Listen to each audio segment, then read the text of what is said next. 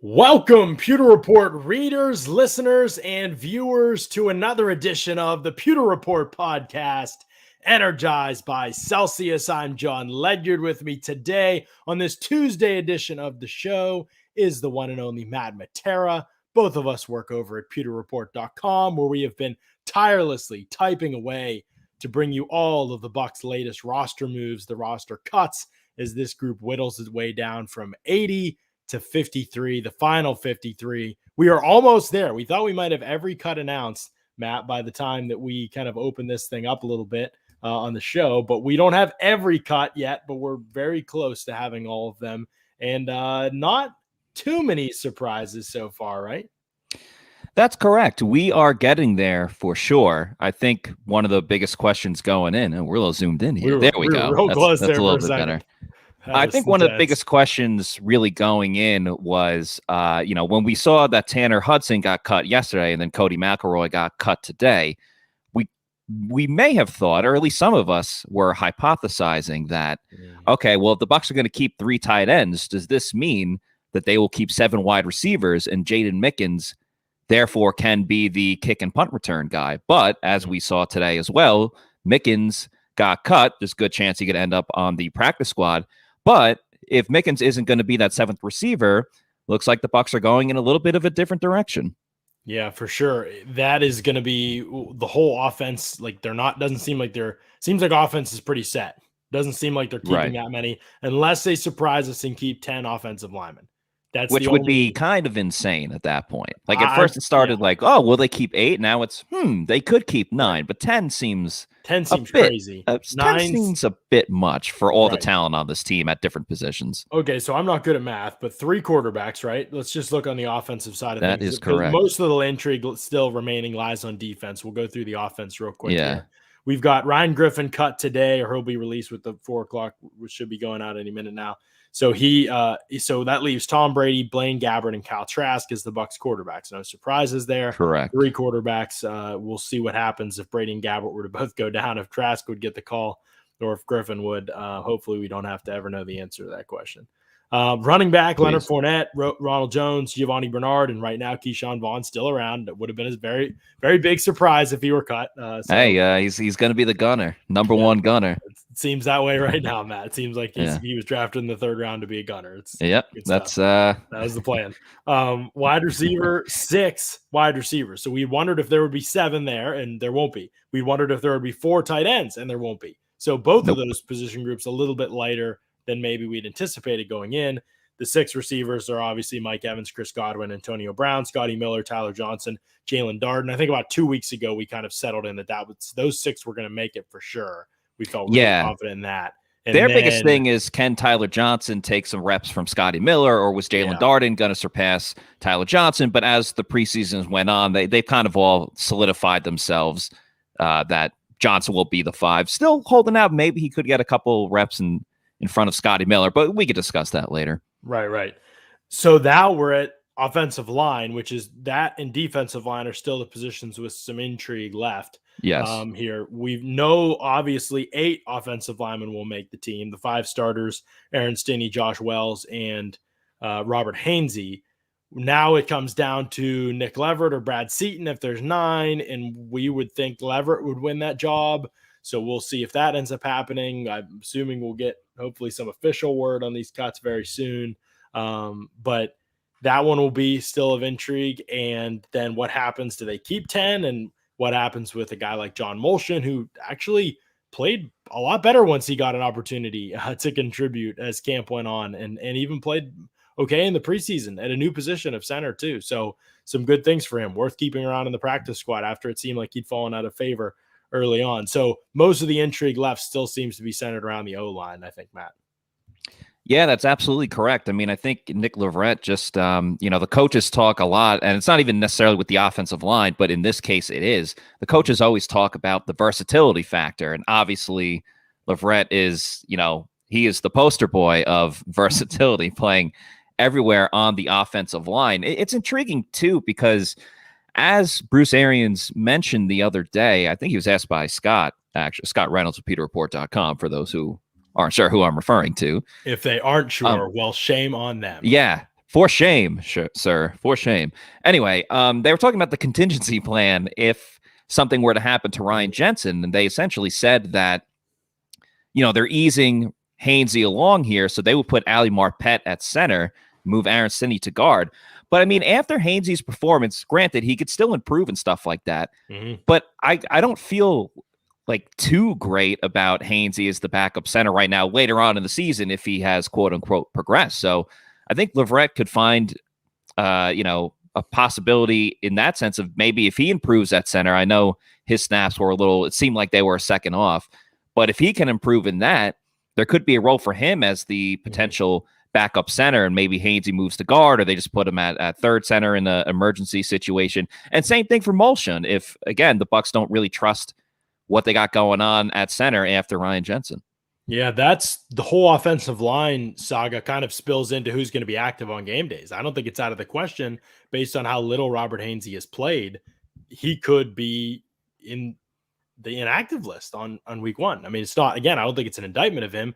Just Nick Leverett's, if he comes back from COVID, he had been out there all camp playing 5 different positions. Yeah. And he can give you that flexibility. And on game days, that's really valuable. So if there's 8 active O linemen, we'll see. Maybe there's just 7 and maybe both of them are inactive. We'll see. But that seems like that Leverett could be kind of ahead of Hainsey there. If Leverett makes it, we're still waiting to see. Right, of course. And just think like how much more better it will be for him if he only has to focus on one position. I'm sure his mind is racing, just going from each single position. And obviously center, you got to worry about what other people are doing as well. And you got to read the linebackers and the guys in front of you more than you would like at guard or tackle. So I can only imagine if he only has to worry about one position, how much better that he can get. Yeah, the versatility is a strong suit for him. And you know who else the versatility is a strong suit for, Matt? Celsius. That's right. With all the different flavors. Imagine Celsius. Let's go. Didn't even plan it. Let's go. Wow. Oh, I'm pumped. Peach Vibe, great. Sparkling white peach, limited edition in the house, double peach vibes in the house for the Pewter Report podcast on this Tuesday afternoon. Essential energy, accelerates metabolism, burns body fat. There's no sugar in these puppies, and they taste unbelievable. The different flavors and varieties that Celsius offers, second to none. You got to check it out. It gives you the energy you need to get through the day and to get your work done and to stay focused. And there's no crash. There's no jitters. It's a cheat code. It really is. But that's the effect that it can have on you in your day. And it's good for you as well. So definitely check out Celsius. If you don't know, you can find Celsius all over the place now. When we first started doing this, people were like, where can I find this? I've never seen it. Now people are seeing it pop up all over the place, and props to Celsius for that. But you can also just order it. Go to Amazon. There's a link below. You can have a link actually to their fast protein bars as well. The peanut butter or the salted caramel peanut crunch is my personal favorite. The white chocolate cookies and cream is also excellent. They're great protein bars, 20 grams of protein, just 2 grams of sugar in those things, and they taste so good. That's the thing with Celsius. It's good for you, and it tastes good. You don't always get both. They give you both. So click on the link in the description of this podcast, and you'll take you to where you can buy those fast protein bars. Also, you can search on Amazon and buy the variety pack from Celsius. Do the subscribe and save. You save some money. You get Celsius coming regularly to your house. You're stocked up, and you're ready to go through a great Bucs season, all thanks to our friends over at Celsius. And let's be honest, the Peach Vibe is the best logo out of all the Celsius cans. All great logos, but that Miami Vice look and the palm trees and everything, it's the best look. Yep. Yeah, the palm trees, I agree. It is. Tropical Vibe was a good one too, but Peach Vibe definitely taking the best label. And it's one of the best flavors too. I think it's one of the most popular flavors based on the fan participation we usually get on that. But okay. So we know people are trying the protein bars now. The salted caramel is fire. Go. Yes, I agree. The salted caramel is, I'm not going to lie. I crave these things a little bit. The matching hats and drinks. It was not planned. I'm telling you, people. It was not planned. It just went this way. Mean, I knew we were going to wear the hats today on the pod, but then when I got on to record, I noticed you were wearing yours and mine was sitting on the desk. So okay, yeah, that's fair. That plug will come later. We'll talk about our hats later. Yeah. We'll talk about it later for sure. All right, let's keep discussing this roster situation before we get to winners and losers of the preseason, because there is kind of still some intrigue left with this defensive line too, right? I mean, we know Vita Vea, we know Ndamukong Suh, we know Will Golston, we know Nacho, and I feel like we know Pat O'Connor now. I mean, that was pretty clear. Bruce Arians said that after the second preseason game that he he definitely made it. So we've kind of got, Greg Alman is out here and he is doing the cut thing like he always does, man. He's got some of the last few moves. We already knew about Ryan Griffin thanks to Rick Stroud. CJ Prosise, no surprise there. Offensive lineman Jonathan Hubbard, no surprise there. And Benning Potoai, that was another one that also, no surprise there for Benning, that he's gone with at least this round of cuts. We'll see who comes back to the practice squad. Obviously, we'll have to talk more about that on tomorrow's show, probably, until we know that information, but no real surprises there. So we take Benning out of the running for defensive line. We know Jeremiah Ledbetter was cut earlier today. So we've seen those ones.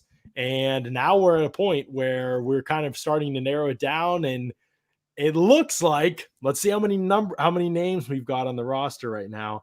But it looks like there's a chance here, Matt, that Khalil Davis has made the roster, which we thought would happen. And Steve McClendon right now has made the roster. Yeah, that's the big question. There's been a lot of speculation about the two of them. McClendon, I think, at least in the eyes of the coaches, had the benefit of the doubt for the sense that he was traded here last year, was a big part of after Vita Vea went down with injury. He was helpful with stopping the run. But for this preseason, man, I mean, we really haven't seen much at all from McClendon. Yeah.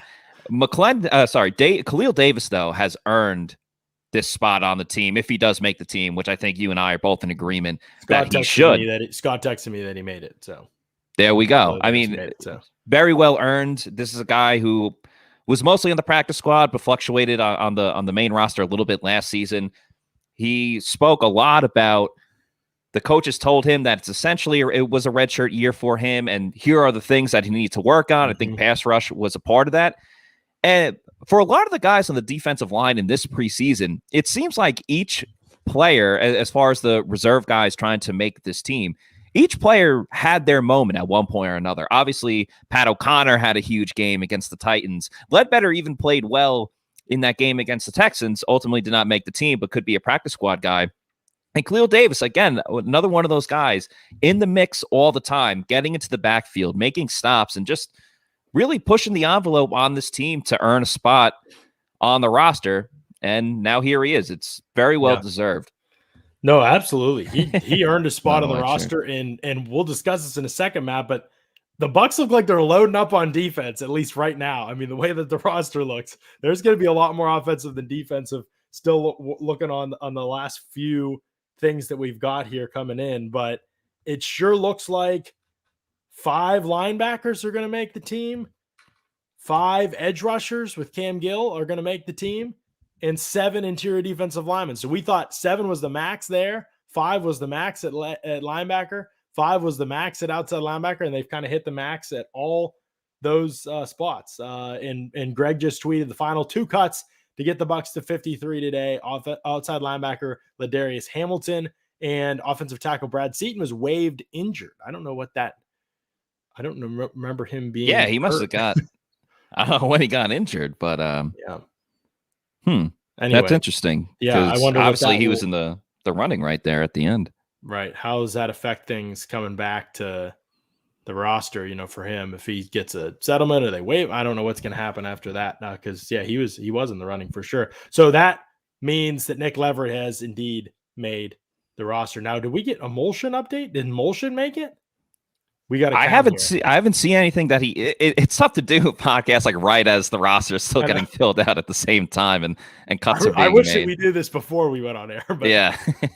Well, that's the beauty of going live, That's right. That's show business. Okay, so let's talk about, but while we're still waiting to get finalized on the lines, let's talk about the cornerback room. Okay, so looks like cornerback is just going to be 5 guys if we're counting Ross Cockrell over there, and then his safety. Did Chris Cooper make it? So that's who I was wondering about, because obviously I was talking about Chris Cooper after the game that he leapt in the air like Michael Jordan to get that football out of the end zone on that punt play.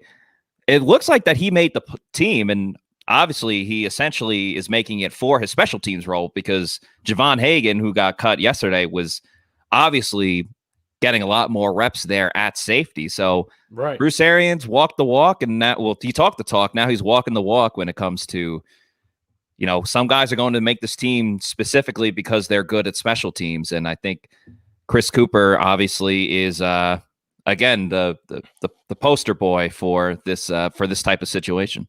Well, it's really interesting because Chris Cooper was not part of. He didn't, make the second team at any point. I don't think he ever played above the last two safeties with Leonard.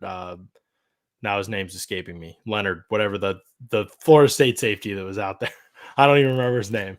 But anyway, he got cut earlier. I don't even remember. But he was. Oh, Riley? No, not Riley. The 28, Lawrence White. I don't know why I was saying. Oh, yeah, Lawrence White, the fifth or the fourth. Or the fourth. I can't really read Roman numerals. That's why Super Bowl LV is just so easy. Right. So the Bucs are important to note this. The Bucs are still going to have to cut 4 more players. They are those 4 players because they're bringing people back from the COVID list here in the next couple of days. Those 4 players are likely players that they want to get back on their practice squad. And so they're going to cut them last when everybody else has kind of done their waiver claims and feel settled on their roster, more likely to get them back. And yeah, because I see some people in the chats are saying that they're keeping 2 kickers. They're not going to keep 2 kickers on the 53-man roster. So you can kind of, check that off as they must have Jose thought B. People were reading our tweets and our practice reports on Jose B because when we were talking of his kicking, because it wasn't like he kicked like amazing in games or anything. And so they must have been afraid some other team's going to try and grab him. Obviously he had a good college career, but Jose B, they're trying to grab him. And then, okay, now we're going to make sure that we basically wait till everybody's kind of settled at what they're doing and then waive him, maybe sneak their way onto the team after other teams have already made waiver claims. Yeah, so it's a good move. Looks like JC texting us that John Molson's going to IR, so that must be out there. So if Molson's going to IR, then who's going to be probably Chris Cooper. Maybe is going to be one of those guys cut maybe late in the process, and he comes back to the practice squad. Jose B will be one of those guys cut. I'm forgetting who else might still be around and not in this cut, but so there's going to be some movement there basically at those positions, but we've kind of got the final grouping, and let me see, 3 quarterbacks, 4 running backs, 6 wide receivers, that's 13, 3 tight ends, that's 16, and then 9 offensive linemen, right? So that's 25 on correct. Offense, right? 3 on special teams. Then you've got 7 on the interior D line right now, right? Mm-hmm. 5 edge defenders, 5 linebackers, 5 cornerbacks, and 4 safeties. So you got 15, 19, 28 there. So that puts you over a little bit. And obviously some of those guys are on the and then Jose, that makes 4 on special teams. And then some of those guys are, and then you have the 4 guys on the COVID list. So that makes sense. You'd be at 57 right now, counting the 4 on the COVID list. Yeah. And so when those guys come back, you'll have 4 players that you still need to move basically off the roster. And we can speculate as to who those players will be, but I think most of them are going to be on the defensive side of the ball. It has to be. It's just overflowing with defensive players on the roster right now. Right. And good chance that Cooper's going to be one of them, and probably Grant Stewart will be one of them. Maybe Cam Gill will be one of them. And I mean, he's Jose B. He hasn't played. Like, how can he make this team if he hasn't played? I'm surprised he's not another like IR situation or PUP or something like that, because every single day we tweet out Cam Gill is not practicing today. Right. So it seems like he would be in the same situation as Molson and guys like that, where hey, you could still open up a roster spot, but still keep him around in the organization as they still figure things out. And maybe they're really high on him, even though they haven't seen too much. But there's a reason they've kept him around this long. We've seen other guys like Jonathan Franklin who have been injured for a while, and then they obviously released him because he wasn't playing. But they see something in Cam Gill that's made them want to keep him around. Right. It's just funny how much they like really value that backup kicker. Like, I think that's Bruce Arians' like favorite rule change is the 16-man practice squad. So you can keep I like it. Why not give more guys opportunities? I love it. Yeah. But I think Bruce Arians loves the fact that he can just have a kicker in the holster, like ready to go if something happens. Hey, I mean, obviously preseason, but it paid off. What if that happened to suck up in week 2? Right. You know, you never Jason know. Light loves it too, I think. I mean, they're like, remember, they protected Matthew Joseph all last year. Yeah. And I think they're going to do the same thing with Jose B this year. They feel good about him, and that means a lot to them being able to have 2 kickers. So that's a big one for them. They'll jump through some hoops, I think, to be able to keep him on the practice squad and keep him around for now. So yeah, I think that is pretty much going to be your 4 moves. Maybe I'm wrong. Maybe something else happens, but would be a little bit surprising to see kind of other things go on there, right? Because I think those are probably going to be the guys that end up, end up getting cut eventually, and then you'll try and sneak, you try and get them back on the practice squad, obviously, and sneak them through that kind of late window waiver wire additions.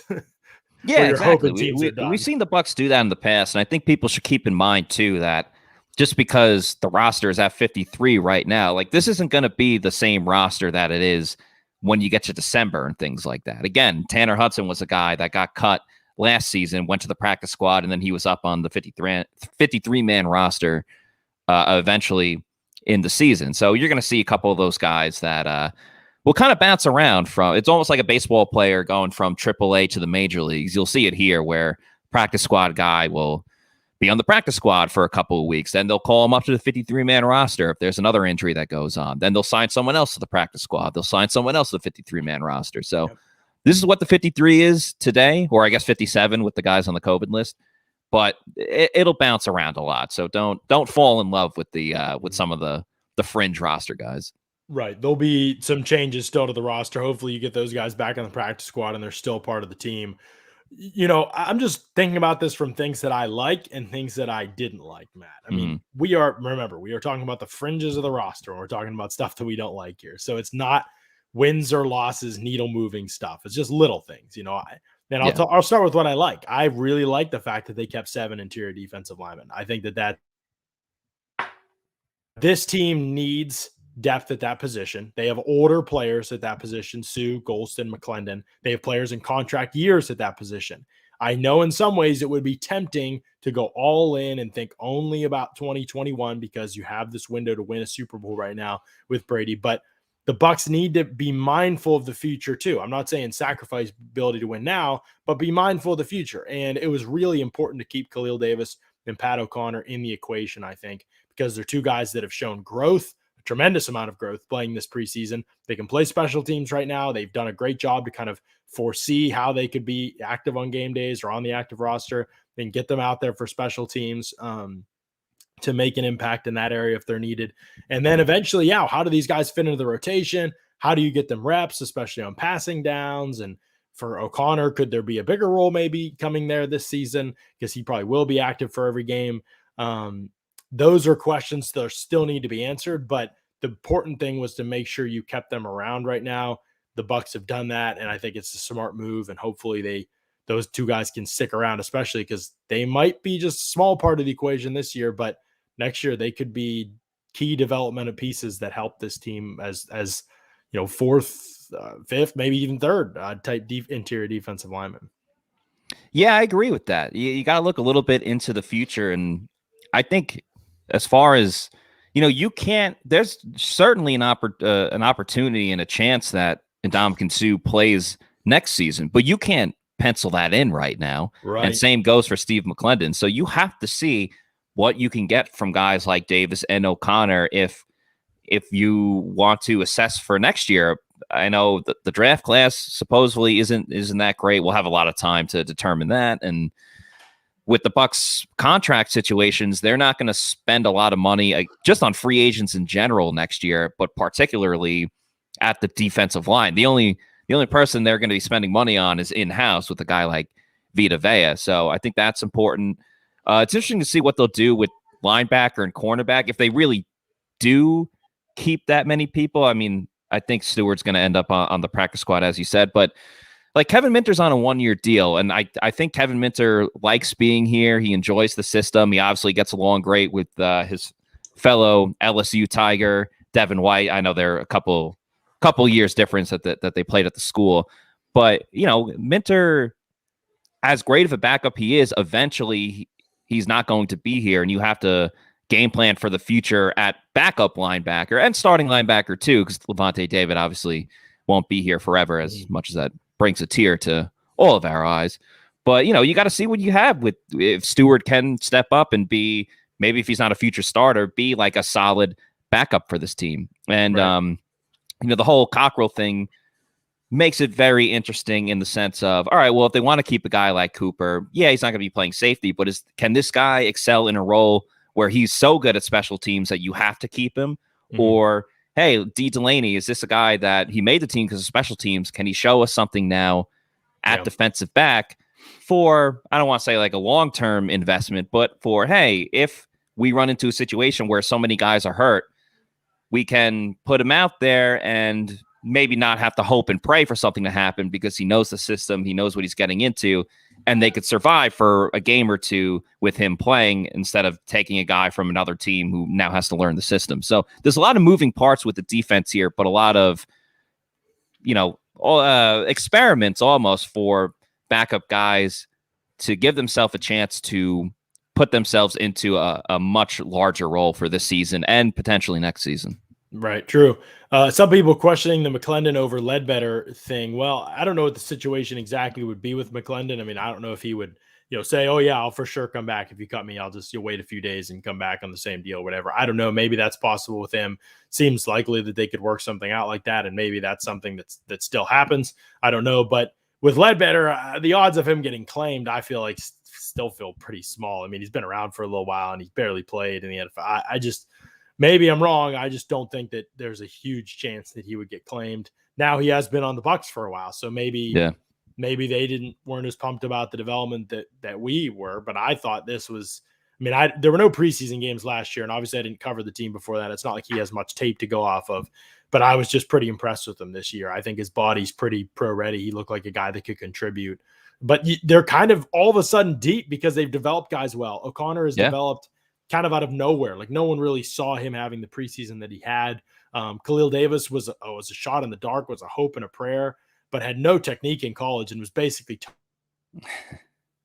literally kind of built Khalil Davis from the ground up as a player right now. He was just a shoot the gap and run up field guy in college. It was kind of crazy to watch, undersized, and they've bulked him out. And so they've kind of done such a good job developing interior defensive linemen that they're in this situation now where it's like, oh man, how many spots do we reserve? I mean, they've got 7 and they play most of their snaps with 2 on the field because of Nick. So, or in some, when you're getting JTS out there and JPP out there, you'll play with 1 of those guys on the field. So don't be surprised if 2 of these 7 are inactive on game day and they're just rolling 5 out there, because that is kind of how you're going to get to those inactive numbers that you need to have on game day. So big part of the discussion is the future too for that group. I'm sure that was a big part of the discussion with the coaches, and I like the direction they went there. I don't mind keeping Cam Gill around too. We'll see what happens with him, how serious the injury is. Does he end up going to IR? Does he, we don't know yet what the move is going to be there with Cam Gill, but I think it has to be the case. It has to be. He's been out for a while. He hasn't played at all. Yeah,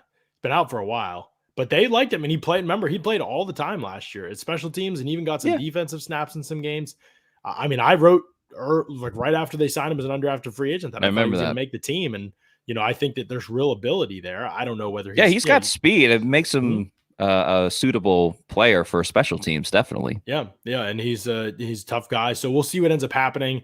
Probably is some type of movement with him. Obviously it's going to happen, but you would wonder if it means that they'll keep him around. If they can get him to IR, it takes a couple weeks. He can come back after week 3. So, that's probably the ideal plan, if I'm guessing, for everybody involved. I don't mind that one, but I don't get the Grant Stewart thing. That's we're talking about the last pick in the draft here. We don't have to be loyal to draft picks to this degree. Like, to me, he just did not play very well. There's no ceiling. I mean, at best he's a good special teamer, but how good? I mean, he maybe runs down and makes a tackle every once in a while, but we're talking about a guy with incredibly short arms, a very small tackle radius, who already kind of plays a little bit out of control on special teams where you need to break down and be under control. He cannot do what Cam Gill and some of these bigger linebackers have done in terms of being tackles or guards on the punt team and blocking protection wise. I just think that he doesn't have the skill set and the physical ability to be like an elite special teamer, in my opinion. He plays with the energy that coaches love. I know that's not enough to make the team, but I'll go back to something that he said after the Tennessee preseason game, and he said, as much he loves playing in Todd. I mean, every defensive player loves playing in Todd Bowles' defense, but he was saying one of the things he likes about it, or at least for him, is that it's really helped him learn how to play linebacker, because he was still transitioning from where he played, and this is his words, from what he was playing at Houston. He was essentially a safety linebacker. He was like hybrid. A slot, right? Yeah, exactly. So he had to come in here, and he really had to transition to playing into that traditional 3-4 inside linebacker. So he's been learning that along the way. So I think maybe the coaches, what they see in him, if they're going to keep him, is that it's a little bit of a work in progress because of him still learning that position. And maybe they believe that with the enthusiasm and, the leadership that he brought and just his overall hunger for the game, it's something that they really like, and they think that he can learn the position even better, and obviously throughout a whole season get that down. And again, it goes back to special teams. That guy's never going to be a 3-down linebacker, and I just don't know how. Well, that's where special teams comes into play. Jones Maybe he can improve on special teams. On special teams, like that's. I agree with that. I thought Jones was like really good in coverage too. Yeah. Well, not really good, but like solid in coverage. He obviously had that pick 6. It was a good battle at linebacker. 5 linebackers.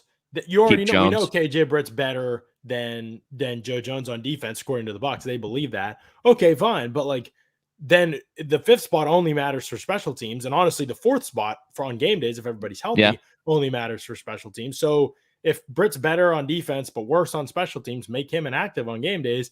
Play Joe Jones, who's a proven special teams guy, can play tackle, can play guard, has played all over the punt team, and to me, it never felt like Joe Jones really got a shot in camp. Now, when he got a shot, was he that good? No, absolutely not. And he wasn't killing it in preseason by any stretch of the imagination. He was way bigger than I thought he would be coming in. He was way slower than I thought he'd be than he looked on tape from last year. I mean, he has like a D tackle body, guy. And so does Britt in some ways. But I'm not saying, this is a fringe roster move. It will not affect wins and losses this season. Yeah. Neither Britt nor Jones nor Stewart were going to be very helpful on defense if they had to play this year. But the whole roster's set. We got to have something to argue about. Right. And that's right. This is my thing.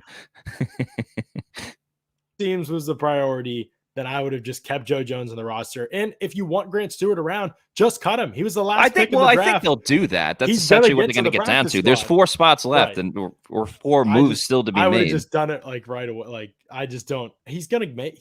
Why would he get claimed? He hasn't been good in the preseason. He was the last pick in the draft. He's a small linebacker with raptor arms. I just don't think that he's going to get claimed. I don't see it. And they seem worried about it for some reason. I don't know where but again, it's the character that matters too, right? And he has that for sure, and he's very coachable, and they probably love that part about him, and that probably left an imprint on coaches' minds when they were going and doing these cuts. And so good for him for doing what he had to do. Again, it's not going to affect wins and losses. That's the move, not the move I would have made at that spot. I would have loved to keep 6 corners and 3 safeties probably, but I really thought Antonio Hamilton should have made this team, or they at least should have built some depth there with everything going on at corner, and it's such a tough position to play. I'd rather have guys there and ready to go. We'll see who's on the practice squad, but I would have rather had a guy like Hamilton there who was really making plays. I know he didn't have a great last game, but I thought he made a lot more plays than a lot of the other corners there. Even Herb Miller, who got cut today. But I thought Hamilton outplayed Miller despite Miller's interception in the 3rd preseason game. I would have kept him more than some other players. Yeah, I would have kept him or Herb. I mean, honestly, I like the idea of keeping 6 corners, especially when Ross Cockrell has not really practiced at corner at all. Yeah. So right. If we're just sliding him into safety, then you got he's probably the 4th corner still, but I mean, guy has not lined up a corner for a while, and I'm not that it's gonna be weird. Hey, Ross, can you do you remember? Can you go back to corner? We kind of need you. You remember what that back pedal looks like? And anyway, I just think that I don't hate it. Delaney deserves that spot, and I'm pumped for him. Yes. He came out of that was probably the biggest surprise of camp, especially late. He just made this huge push over the last 2 games of preseason. He looked really good. It wasn't. I don't think he got lucky picks. He broke on routes and read the ball well, made plays. I think he's legitimately has some talent to him. I'm excited to kind of look into him a little bit more, and now that he's made it and kind of get a little bit invested there, because there's something there. So he deserved it for sure. I just think I would have liked to I'd have rather had a sixth corner than a Grant Stewart, for example. But yeah, again, we got to see who's on the practice squad. Yeah. And I don't hate I think Stewart's going to get cut. Right. And if Chris Cooper, we'll see what happens. I mean, if he's on the practice squad, whatever, but I don't hate that, keeping him around. He really made some plays on special teams, obviously. And that's when you're the Bucs and you don't have the greatest kick coverage units. Exactly. Then you're really going to stand out more than keep a guy like that in the quiver if you need him. Things really unravel. That's going to be a potentially important move. Speaking of important moves, the most important move you can make, folks, is to go over to livinggolflife.com. That's right. And get to know the Living Golf Life guys and some of the accessories they've got over there. Some cool glasses, these awesome hats that Matt and I are wearing. Got polos over there, man. The Living Golf Life guys, they know what they're doing when it comes to this golf life stuff that they've got over on their site, Matt. There's some pretty cool stuff over there. Yeah, they got a great website over there. It was created this year in 2021 in January at the beginning of the year. Jim Elseth and Mike Bush, they both come from a military background, being in the military and being a military officer as well. And, they're just all about pushing the brand, obviously, with all the great swag that they have, whether it's the polos, the mugs, the hats, as we were just talking about. But the biggest thing is the message of, yes, it's about golf, but it's a lifestyle brand. It's about being outside with your friends, enjoying the outdoors, having a couple cold ones, your choice, doesn't matter what it is. And, just having fun. And because golf can be a tough game, but the key is to go out there and you remember the good shots that you had. If you parred a hole, if you birdied a hole, you don't have to be a great golfer to enjoy this brand or enjoy the whole game. So just make sure you go out, livinggolflife.com, check out their hats, polos, buy some, show us that you bought it, and hit me up and I'll go golfing with you. We can talk Bucs all day. So check out livinggolflife.com for all their great merchandise. Yeah, absolutely. Those guys do tremendous work, and we're pumped to have them associated with the Pewter Report podcast. Okay, a lot of questions about Mike Evans' contract situation. Let me say this. Mike Evans is not taking one for the team. I know that is hard for folks to imagine there, because they think Mike Evans should be up for sainthood, and maybe he should, but it just doesn't have anything to do with today. Thursday, whenever this goes down, like it's not – Mike Evans is not taking less money. He's just getting his money earlier at a different time to give them flexibility to do other things with the salary cap. That's it. That's all that it is. They are moving the goalpost further. Yes. Scott Reynolds, I would also like to take one for the team by just give me what's coming to me eventually. Just give it to me now up front, and then we'll see what happens down the road, obviously, but it'll give you flexibility, later on. But and Mike has love it now. He's done this before. I mean, obviously, we all love Mike, and he obviously means so much to everyone in Tampa, more than just what he does on the field. But he's always willing to restructure his contract because he wants to help out the team in any way that he can. And I remember, too, I was listening to a podcast that he was on, and Mike doesn't really go on a lot of podcasts and stuff like that. He did it not long after the Super Bowl parade. He went on Michael Irvin's podcast. And Irvin asked him about restructuring and taking less money or doing whatever. And he said, at the end of the day, if you're on a winning team, you're going to end up getting more money anyway, whether it's through endorsements or, different opportunities like that. You're going to end up getting more money. And no one on this team wants to win more than Mike Evans. Maybe Tom Brady, but actually, no, they all want to win. But like Mike Evans always wants to win so badly. He finally got that opportunity this year when the Bucs won the Super Bowl. And now he wants to do it again. And understandably so. Winning the Super Bowl is awesome. The boat parades are great. I want to go again and get another video of all the players celebrating, So Sure. If this is what it takes, Mike Evans is willing to do it. And you see it right there.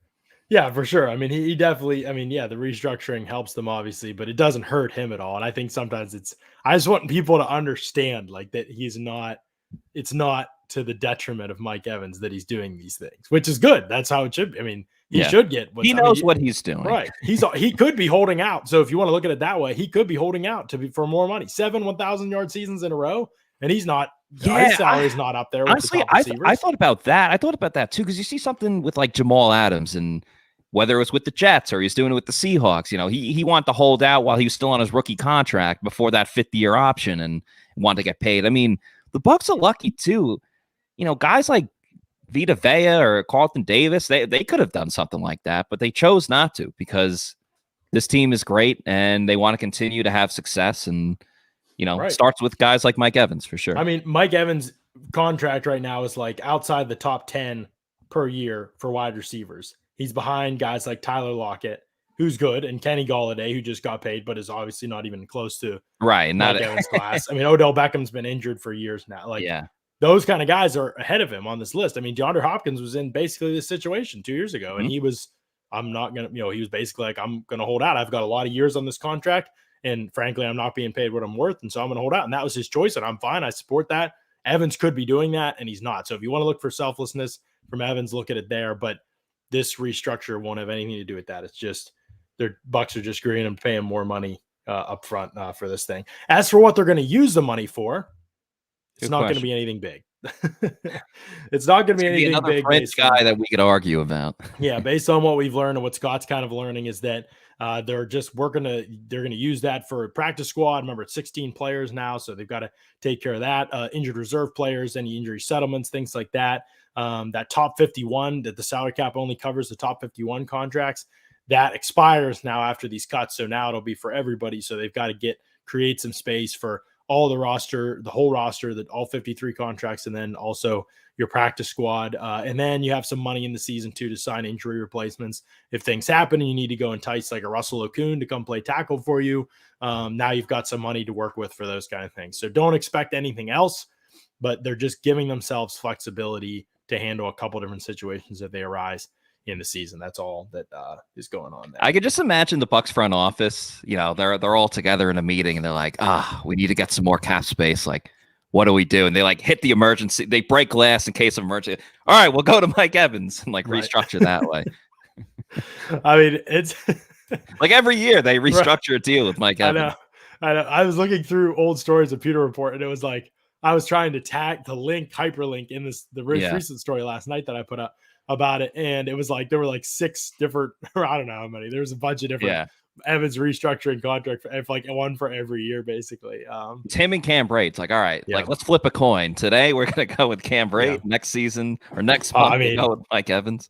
Cam Brate playing out a 6-year contract if he can make it next year.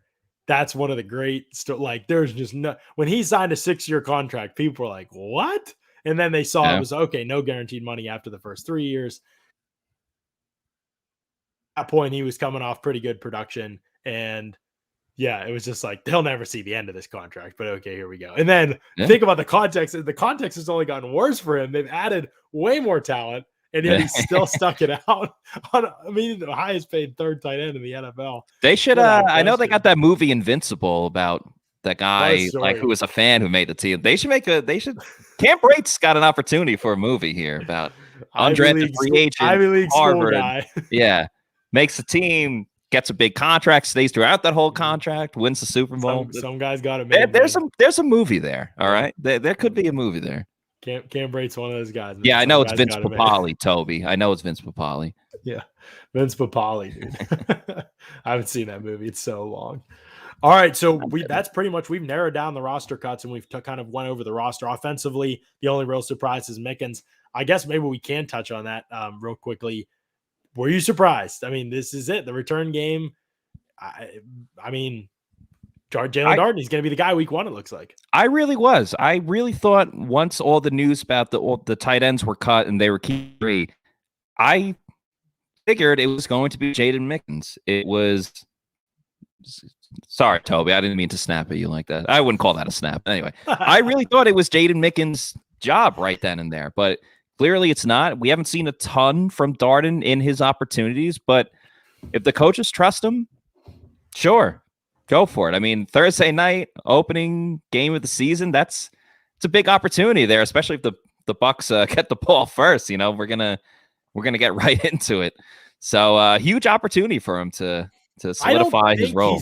He's not been horrible in the preseason at returns. I mean, kickoff returns nobody's blocked well and nobody's returned well. So whatever. Yeah, the Bucs are just taking knee every time the ball goes in the end zone. Hopefully that does happen. I agree. But teams are going to start kicking short to him so that they can.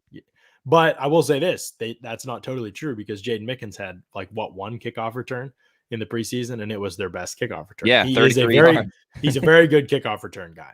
Speed doesn't matter as much as vision and decisiveness on kickoff returns. On punt returns, the edge gets given up a lot more easily. Guys are more condensed. And so, kickoff, they're spread out. You could be fast, and it doesn't necessarily even matter on kickoff. But punt, yeah, that matters. And you've seen that with Darden. He's had a 17-yard return, a 19-yard return called back due to a penalty. I don't know how much that influenced the play or if it was even a good call. But he's got juice on punt returns. Kick returns, I'm just not sure. Punt returns, it seemed too in the sample size that we've watched, he'll immediately try to go to the outside. So he's already thinking, when you play Madden and you're doing a return, you automatically try to go to the outside because your best chance to score a touchdown. He breaks for that right away. So if teams aren't set in their lanes, you could see an opportunity with the speed of Darden to break a pretty big return. But we'll see. Yeah, it's going to be something that they continue to weigh, I think, on this roster is exactly how big his role can or should be this season. I get that he's exciting. I also get that there's going to be some things that are pretty big for him, and I wonder if week 1 is going to be a little bit big for him. We'll see. I'm not going to write him off. It's not like he was a disaster in the preseason, in my opinion. I don't think that's fair to him at all. At receiver, if he had to start at receiver, I would be worried. As a return guy, I'm hopeful. I'm cautiously optimistic. But again, you don't need a lot of juice. You just need to feel the ball. And Mickens, no fumbles, no muffs last year was a very underrated part of that success. And I know fans are like, he's not exciting at all as a return guy. Well, having the ball is exciting when you have Tom Brady in that offense, and that's what he does. And so that's a hidden part of this. I think so we'll see what happens. But that's the only thing on offense really that was slightly surprising. Everything else seems pretty chalk on that side of the ball. All right, quickly before we wrap up, Matt, preseason winners and losers from us. We're not just going to pick everybody that got cut in terms of the preseason losers. That would be a little bit too easy. You can mention a guy or two that had a chance and blew it or whatever. But I think overall we're just kind of looking at players that impressed or disappointed us throughout the preseason. And before we do that, though, Matt, I would be remiss if I didn't tell Bucs fans about an awesome opportunity that is still in front of them with our friends over at loosecannonstravel.com. Oh, yeah. Got to check these guys out. The season is right around the corner, and there are still spots on these fan trips that they have. Look at these. You go to New Orleans. Look what all you get for the Saints game. You get a hotel stay, Friday night party. I don't know what's going on with this, actually. I just realized with the flooding that's happening there, I'm not sure what they're planning on this over at loosecannonstravel.com. Yeah. I just talked to them. They didn't mention anything. It was week 8 or 9? The New Orleans game? Sorry, You cut out for a second. The New Orleans game is 9.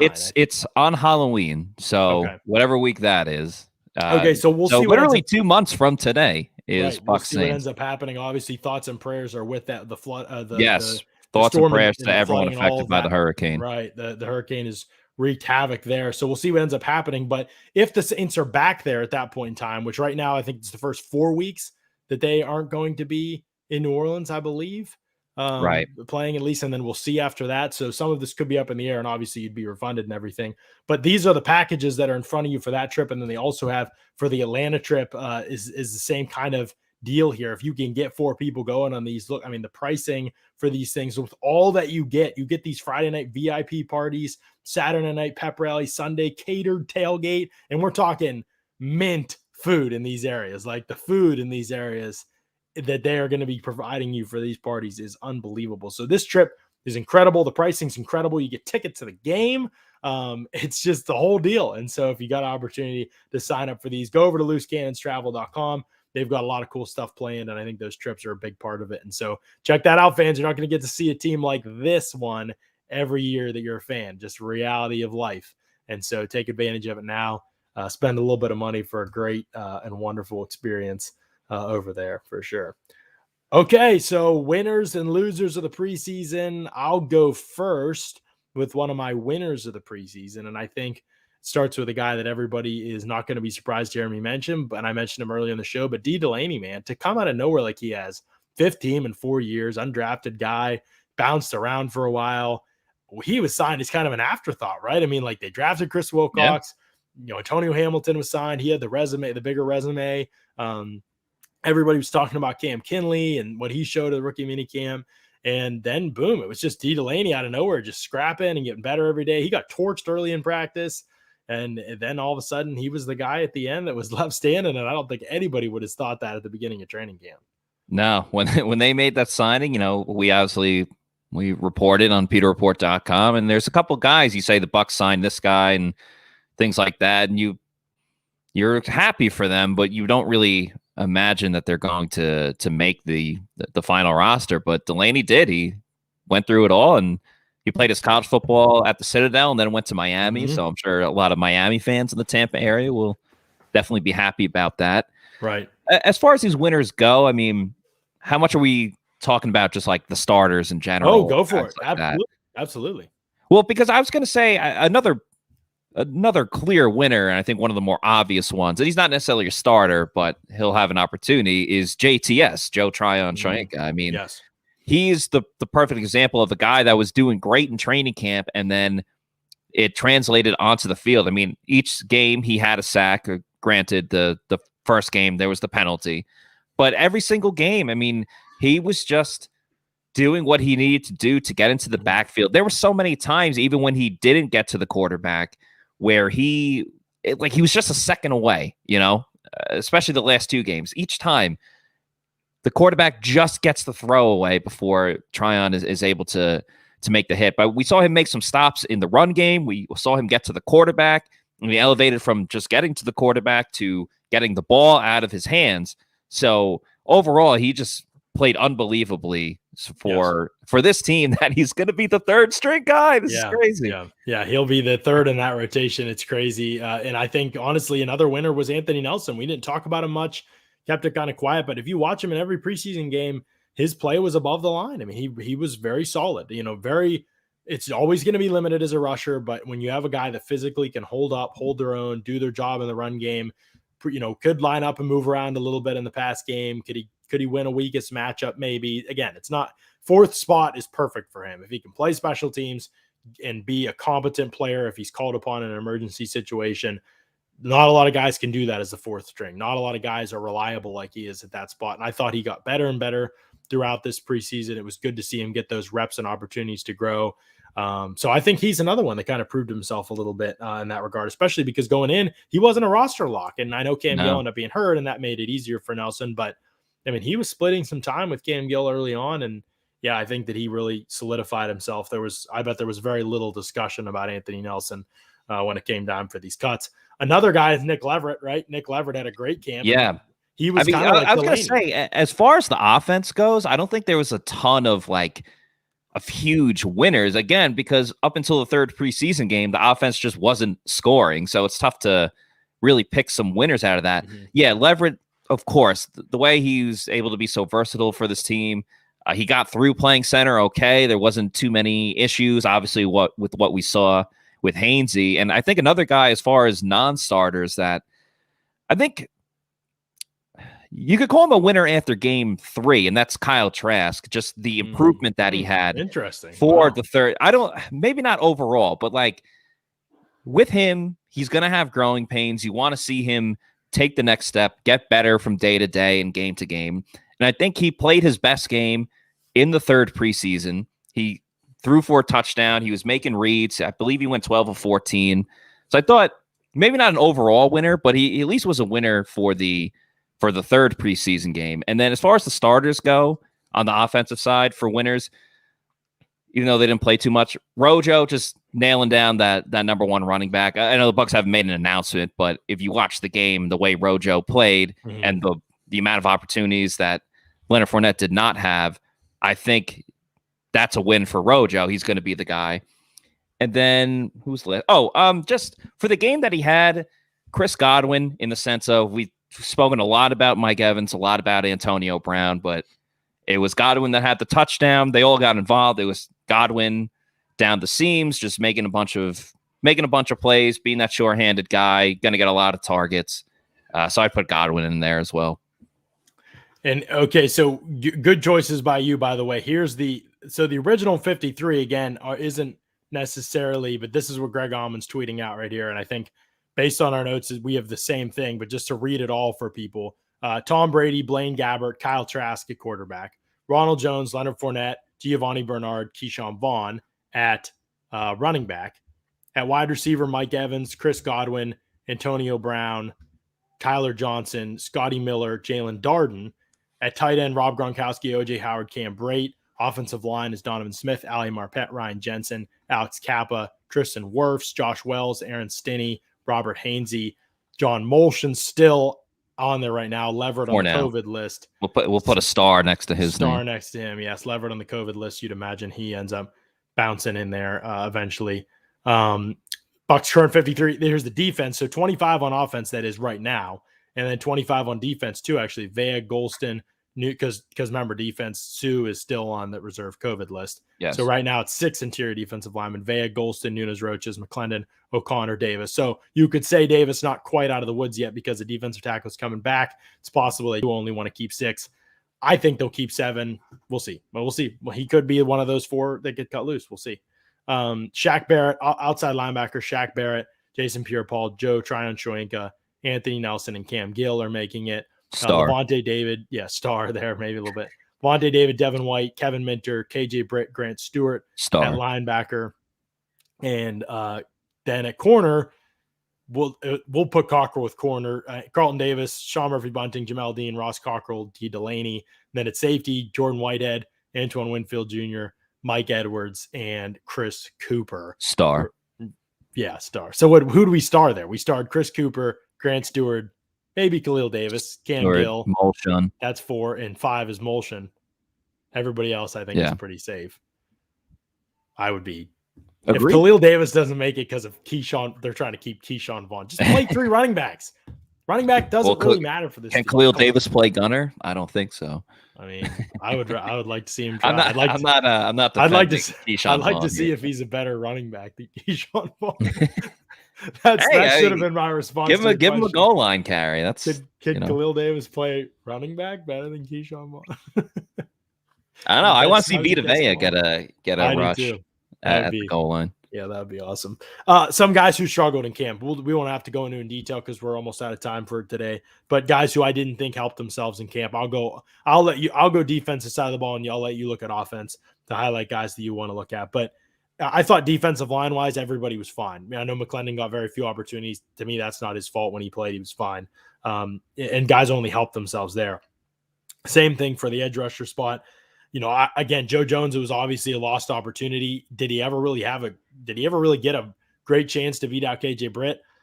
I'd argue maybe that he didn't, but obviously lost opportunity for him. I didn't think Grant Stewart played great. Second preseason game, I know he had some splash cleanup plays. It's fine. It's not a big deal, but that wouldn't have been one that I would have maybe picked as much as the Bucs did. And then, I think at safety, here's what I'll say about safety. Because Javon Hagan doesn't seem like Javon Hagan's going to be around on the active roster anyway. We'll see what happens with Chris Cooper. My guess is he's going to the practice squad.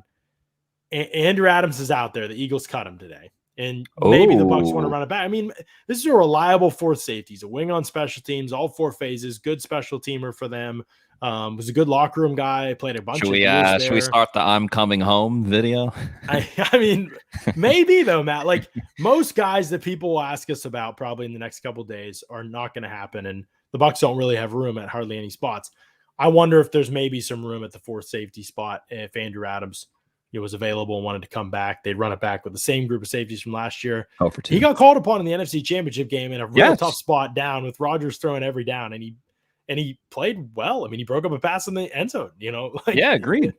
He had that game, it was either 2019 or 2018, where he had like 3 interceptions. He picked off Cam Newton 3 times. Yeah, so, I mean, this is a guy that can do a couple different things for you, and he's never going to be a great athlete. But, yeah, I mean, I think there's a chance he could be a guy that they throw. Now, Chris Cooper played pretty well, and so we'll see what happens. And would they even want to keep 4 safeties because Ross Cockrell's flexibility, there may not be a role for him. I'm not saying it's going to happen. I don't think that one's crazy. Most everything else people are going to think of is not going to happen, in my opinion. But that's one spot, safety. If they didn't feel like Cockrell could play there, maybe, or they wanted to get him back into corner, maybe that's a spot where I could see a guy sticking. Yeah, from the outside. I could see that. That could be something. All right. Any disappointments on offense? Not a huge amount. I mean, other than guys that got cut, I would put Keyshawn Vaughn's going to get lumped into this, but the run game as a whole, I don't really want to single out any particular offensive lineman. I know like Kappa had his struggles and Stinney didn't necessarily take the reins to earn the starter spot when he maybe had an opportunity. But the running game as a whole, I don't think really impressed me at all. And like Keyshawn Vaughn did not have a lot of rushing yards, but I think some of that was just his limited abilities as a running back, and also just the offensive line not doing their job for him. I mean, they averaged 1.7 yards per carry in the first preseason game, 1.3 in the second. But Vaughn as well too. Just he showed in this preseason that he can't be a kick return guy. So let's just not do that anymore. And then even the third game too, you saw the Bucs. Their touchdowns were all pass plays going 2-minute drills, so they didn't really establish the run too much up until Ronald Jones had his rushing touchdown. Another guy, too, as far as the starters on offense, I would have liked to see a little more from Scotty Miller. I just feel... Yes, I was going to mention him if you didn't. Bruce Arians was all about, hey, you need to do more. Don't be a one-trick pony. Make those grimy catches. We didn't really see Scotty make many receptions other than a bubble screen to him, and that's obviously designed for Scotty. And it was that, plus I thought Tyler Johnson had a really good training camp and preseason. So you saw other guys around him really excel. Darden had a drop, but he got a ton of targets, way more targets than Scotty Miller ever did. So I would like to see a little bit more from Scotty Miller. I mean, he's still going to be that downfield threat, but he didn't get too many downfield opportunities. Yeah. It could change for the regular season. But if you're looking at all the receivers, I think Scotty stood out the least more than anyone else. Yeah, definitely tough to blame him a ton. I mean, you are on a team with so many guys who can do so many things, and it's just not who he is. And, again, you can knock him for that if you want, if you're holding him up to wide receiver 1 or 2 standards. But if you're looking at wide receiver 4, 5 standards, I think he's like in the conversation for best in the league in those roles. Because what he brings to the table is so important. And he still did that at a high level in camp when they asked him to. I don't know if there'll ever be a complete, package wide receiver. I don't think so. And that's okay. I mean, he still finds holes in zone and makes those catches. And he doesn't drop the ball. He's got his role on this team. Yeah. There's no question. I don't think you got to worry about that. You know what? He'll never be as good in space with the ball in his hands as they want him to be for how athletic he is. That'll never be his game, really. And they wanted that to be the case, I think, the beginning of last year. And it, if you could throw great blocks for him, he can hit the jets, so that's something. Of course. I mean, if there's no one around him, right. He's gonna. But that's gonna come up the field. Good observations by you, I think, on those guys. Definitely. I don't have many. OJ Howard, I'll throw out there, but everybody knows that story. I think everybody knows how I feel about Leonard. I'd say missed opportunity for him this preseason to get better too. He kind of is what he is at this point. Maybe some other moves around the league before we go away for today. That real quickly I want to touch on because I think they affect things for the Bucs. Week 4, the Patriots game. Obviously, that's one everybody's got circled on their calendar. Well, Stephon Gilmore's not going to be playing in that game. He is on the PUP list, so he'll be out for at least the first 6 weeks of the season. So Patriots will be down their best corner. They also won't have Cam Newton. It'll be a rookie, Mac Jones. I think I read today, fans were talking and Greg Allman was talking, and I saw that I think the Bucs have won their last 5 games against rookie starting quarterbacks. So they'll be playing against Mac Jones with Cam Newton being released today by the Patriots. So it'll be a rookie in the rotation there or in the starting spot there for New England. So how you feel about the quarterback situation, I'm not sure. I think Mac Jones is probably better than Cam Newton at this point, in my opinion. And so maybe that one's a little bit of a knock against the Bucs, but not having to face the team's top corner with the wide receiver group they have is obviously a pretty big blow to the Patriots, although they do still have a good secondary room for sure, led by J.C. Jackson now, I guess. The other move that was interesting, David Bakhtiari, the Packers left tackle, will also start the season on the PUP list, so he'll be out at least the first 6 weeks. The Packers don't play the Bucs in the regular season this year, but I thought it was worth mentioning because we'll talk a lot about this early next week, I think. before we get into the Cowboys game very specifically, but on Monday and Tuesday, the state of the NFC is such that, Matt, it is hard for me to, maybe the Rams, it all magically comes together, but other than them and the Packers, it's hard to see a legit challenger to the Bucs end of the year, in terms of trying to win that conference. If everybody stays healthy, obvious caveat. So Bakhtiari will be out for the following games for the Packers: the Saints in week 1, the Lions week 2, the 49ers week 3, the Steelers week 4, the Bengals week 5, and the Bears week 6. So yeah, you've got some potential Khalil Mack, TJ Watt, Nick Bosa, Cam Jordan type matchups on your hands. I know those guys don't always line up over the left tackle, but teams can move them around and take advantage of matchups. And we saw the Packers struggled without Bakhtiari last season, most notably in the playoffs when they didn't have him. Yeah, the Bucs know how to eat up when they're going against backup tackles. You can look no further than the Super Bowl. It is crazy the amount of rookie quarterbacks and just inexperienced quarterbacks that the Bucs are going to be playing this year. And we made our predictions today in our PR roundtable. And, I'm trying to find one contenders to the Bucs overall in the NFC. And as you mentioned, the Rams and obviously the Packers would be if everyone's healthy.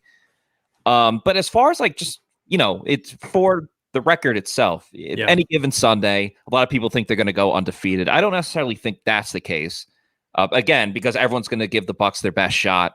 And the Bucs do at times tend to beat themselves. And I think that's the only way the Bucs are going to lose games this season. So I could see that happening once or twice. But just going down the list real quick, as far as, inexperienced quarterbacks or quarterbacks coming back from injury or quarterbacks on new teams. Obviously, week 1, Dak, a lot of injuries. Apparently he's good to go, but he's coming off a very serious injury against the Rams.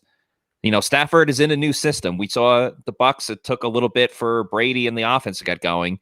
I don't know if 3 weeks is enough for the Rams, even with the training camp. Patriots, Mac Jones. Then you play the Dolphins. You got Tua, who only has, 5 or 6 starts in his career. That's an inexperienced guy. Eagles, same thing with Jalen Hurts. Then the Bears. Will Justin Fields be starting by then? Yeah. And then you go further down.